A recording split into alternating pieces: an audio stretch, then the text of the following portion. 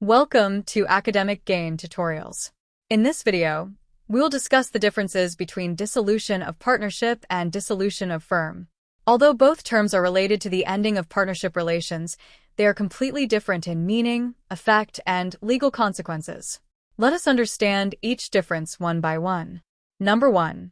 Dissolution of partnership refers to a change in the relationship among partners, whereas dissolution of firm means the complete closure of the business firm.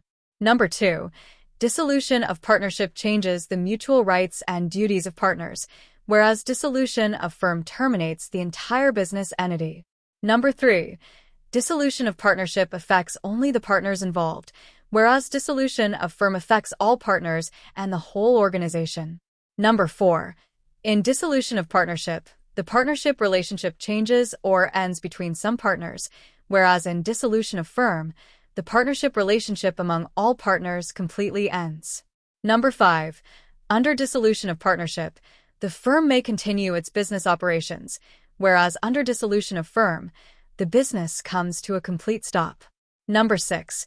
Dissolution of partnership allows the remaining or new partners to continue the business, whereas dissolution of firm does not allow continuation under the same firm name. Number 7. Winding up of business is not compulsory in dissolution of partnership, whereas winding up is necessary in dissolution of firm. Number 8. In dissolution of partnership, assets and liabilities continue with the reconstituted firm, whereas in dissolution of firm, assets are sold and liabilities are settled. Number 9. Dissolution of partnership usually does not affect relations with third parties, whereas dissolution of firm ends all relationships with external parties. Number 10. Dissolution of partnership generally does not require court intervention, whereas dissolution of firm may require legal or court procedures. Number 11.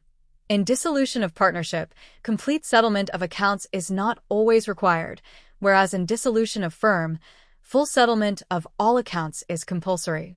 Number 12. Dissolution of partnership permits reconstitution of the firm, whereas dissolution of firm requires formation of an entirely new firm if business is restarted. Number 13.